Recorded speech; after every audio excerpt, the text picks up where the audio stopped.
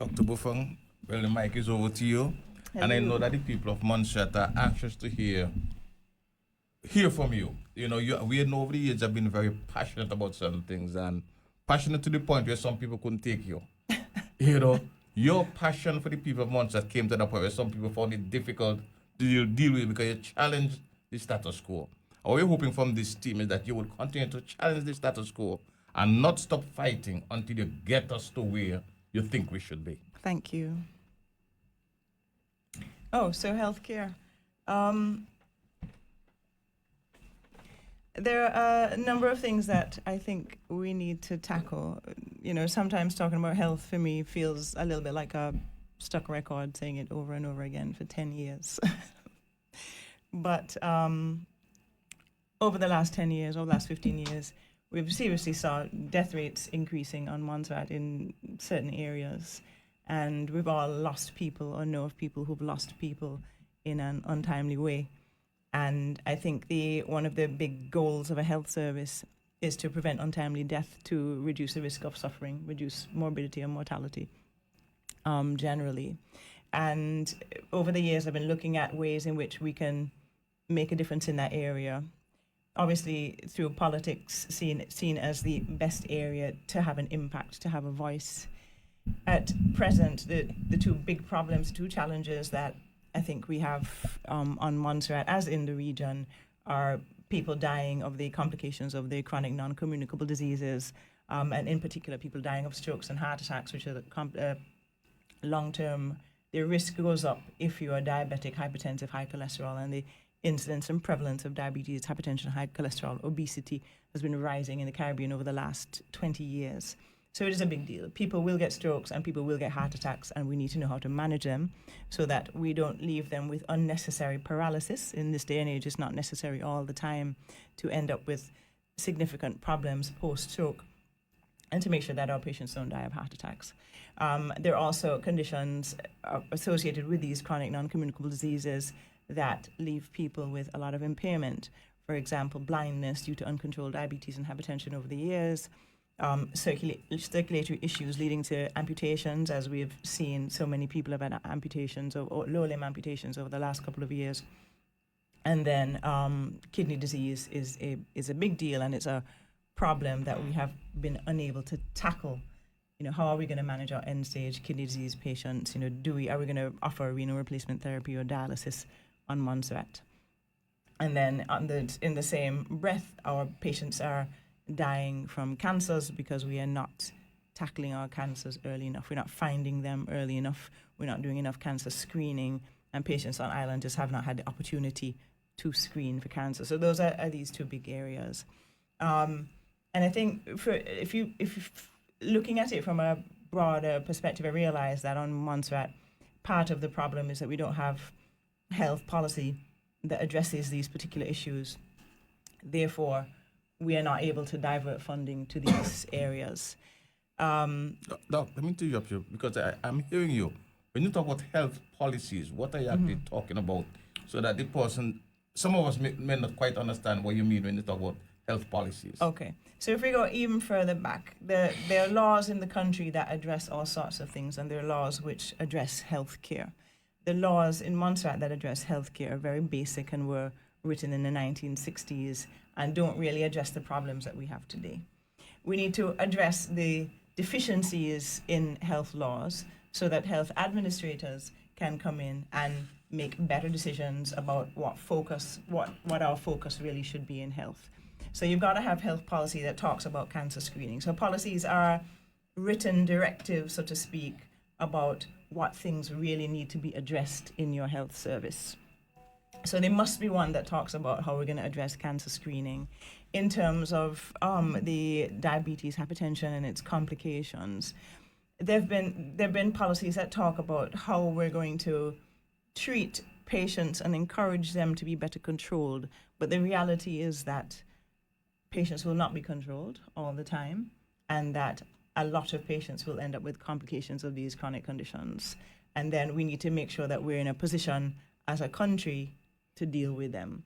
So we can't say, yes, we're going to focus on prevention programs because prevention programs are more cost effective, and therefore you're going to have less heart attacks and strokes, etc. And yes, prevention programs are essential, but you've got to actually have written directives or policies that are going to tell you how are you going to manage your stroke patients when they present to hospital. How are you going to manage your heart attack patients? Where are you going to send them? How are you going to tackle the huge problem of kidney disease? How are you going to deal with the fact that, as we were complaining the other night, that too many people are having lower limb amputations? The policies must also address our approach to cancer screening, which is so essential right now. In the UK, they have adjusted their policies to make sure that cancer screening is a big deal. Or if a person presents with symptoms that could be a cancer, within a couple of weeks, they can have these symptoms addressed with proper investigations that will see whether or not they have something that we need to worry about. In Montserrat, the process is slow. Funding for the things that you want to do in health will follow the policies that you've got in place. Therefore, if you don't have the right policies, you're not going to get the right funding, and so you're basically not going to get done what you need to get done. Okay, so let's take it back. I turn up at your clinic. Mm-hmm. And My I said, personal clinic? any What? clinic, Okay. any clinic. And I said, Doc, I think I'm having problem with the prostate area. Mm-hmm. As a doctor, then you need to know would you decide to treat a prostate? As the process, doctor does this, goes to the hospital does this, and then after the hospital does this, they say, yes, you're diagnosed. This thing. Is that what you're talking about? So if you look at the cancers that we get on Montserrat, so prostate, breast, cervix, ovarian, pancreatic, upper gastrointestinal, so stomach and esophagus, and colon. For prostate cancer, we've been pushing a message for years.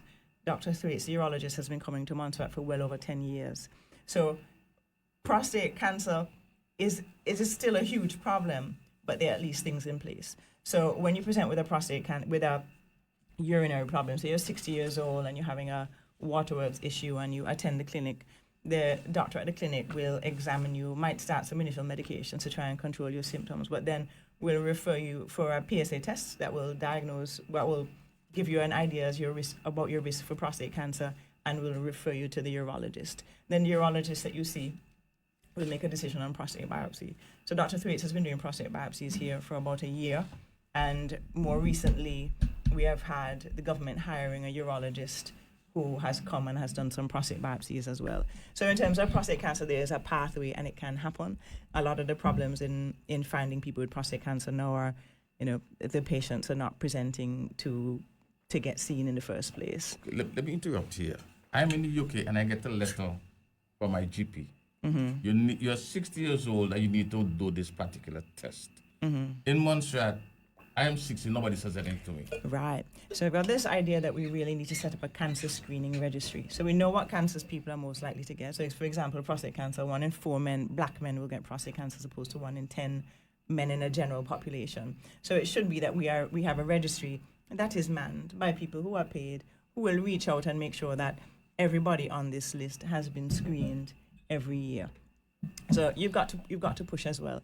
The cancers that we also are not so bad on are, for example, cancer of the cervix. So the district clinics offer pap smear testing. So patients can go and get a pap smear test to diagnose early cancer of the cervix, and they can now be referred to a gynecologist at the hospital to be assessed. Pancreatic cancer is a challenge for anybody to diagnose, but if a person has particular symptoms, then it's all about imaging, and that has to be done overseas, as there's no advanced imaging on Montserrat at the moment. Where we fall short big time are the gastrointestinal cancers. So cancer of the stomach and esophagus and colon, you've got to start screening for them when you're after the age of 45 years old. Recently, like over the past year, there's been a doctor who's come to cover our surgeon when our surgeon goes on holiday, and he found some equipment at the hospital that wasn't being used, and so he started doing some endoscopies. But the list of people who need to have an upper GI endoscopy or colonoscopy done is huge in comparison to the numbers of people that he can actually see.